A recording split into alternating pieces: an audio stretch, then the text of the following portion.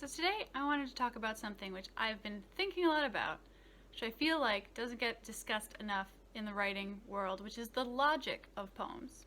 Now I know writing a poem might feel like a really creative, whimsical sort of activity, but it still involves a lot of logic. I actually think it's not that different from, say, a geometric proof or an essay. So for example, if you say in the first stanza of your poem that the moon is a doorway, then the moon better continue to behave like a doorway for the rest of the poem, because you've established that, sort of like a given.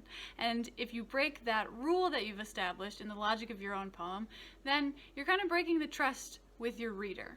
In other words, I think we all know that poems are supposed to be emotionally moving, but you can't really be emotionally moved by something if you're confused. And one of the biggest ways that logic comes into play in poetry is with similes and metaphors, so that's what we're going to talk about today. Now I know you all probably learned this in 4th grade or something, but we got to get some definitions out of the way. So a simile, as we all probably know, is a comparison using like or as. Metaphors are a little bit more complicated. I'm going to use a definition from Mary Oliver. The metaphor is an implicit rather than explicit comparison. It does not use the words like or as. The two things compared often seem very different, and the linkage often surprises and delights as well as enlightens. That's important to note, I think. I agree. Metaphors surprise and delight, and there's an important difference between being surprised and confused. I think some people aim for surprise and fall short at kind of weird confusion. But on the other hand, you want to avoid cliches, right? You don't want to say something that's too common that we've heard before. It's not going to be surprising if we've heard it before. So how do you land somewhere in the middle between too weird and too cliche? Now, I don't know about you, but when I learned these definitions, which were definitely brought up in many English classes in elementary school, high school, etc., my teachers didn't really explain how to write a good simile or metaphor, and they definitely didn't explain the difference between them beyond that similes involve like or as. But I recently read a book called The Poetry Home Repair Manual, and in that book the author said that similes are more conversational, everyday kind of language, whereas metaphors have a confidence and authority and an emphasis to them. So just for a quick example, let's take Shakespeare's "All the world's a stage." That does sound pretty confident. It sounds kind of lofty as compared to if he had said, "The world is like a stage." So to begin with, if you're trying to decide which one to use, well, if you're going for a more straightforward conversational kind of tone, probably use a simile. If you want something a little bit more confident, loftier, and possibly more of an unusual comparison, go with a metaphor. But also, you can always try both and see how it reads. But back to the concept of logic, I want to talk about something else that you probably learned about way back in elementary school, which is the Venn diagram and how it relates to metaphors and similes. So sometimes writers will just drop in a simile or a metaphor for just one line, but often they'll elaborate on them. And then a metaphor can be also an extended metaphor that goes on and on and on for maybe even an entire poem. And going back to the Mary Oliver definition, I think the surprise factor comes in the first instance, the first line where we drop the simile or the metaphor.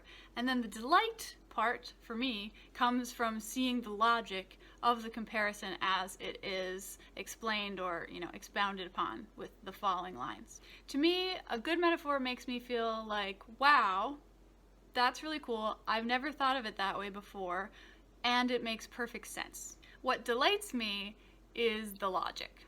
So to talk about this Venn diagram thing, I'm going to read from a section from a poem called "My God is Full of Stars" by Tracy K. Smith.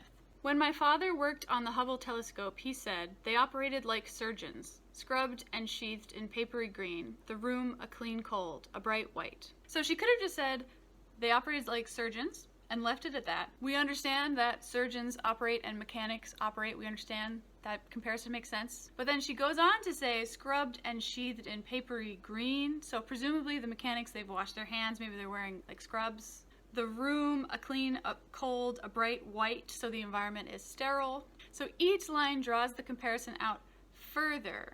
It shows us the logic of these two things. And each one of these details applies to the center of the Venn diagram, right? It applies to surgeons and engineers. She doesn't say they operated like surgeons covered in blood, because that only applies to surgeons, not engineers. She also doesn't say they operated like surgeons, affixing the solar panels into place, because surgeons don't do that. Either one of those would just apply to one side of the Venn diagram. We're going for stuff in the middle.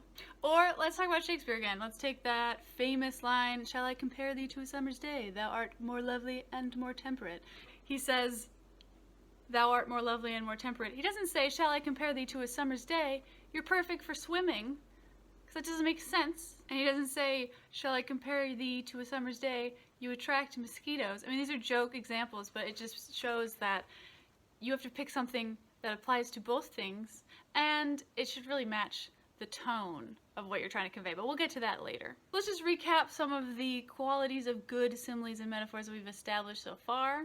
They should be surprising, in other words, not cliche. They should be illuminating / delightful, so they show us something in a new light, from a new angle, etc. They should be logical, so they need to make sense using the center of the Venn diagram. And finally, they need to be consistent in tone. So the thing that you're comparing should be similar to the tone of the emotion that you want your reader to feel. It should be fitting for the context of what's being compared. And finally, metaphors are a bit loftier, whereas similes are a bit more conversational. Now, I feel like there's a lot of other pitfalls when it comes to writing metaphors and similes, and I wasn't sure how to best explain them because I feel like they're best explained through example, but I don't want to pull examples of bad metaphors from real poets. That's just mean, and I'm trying to get away from being mean on this channel.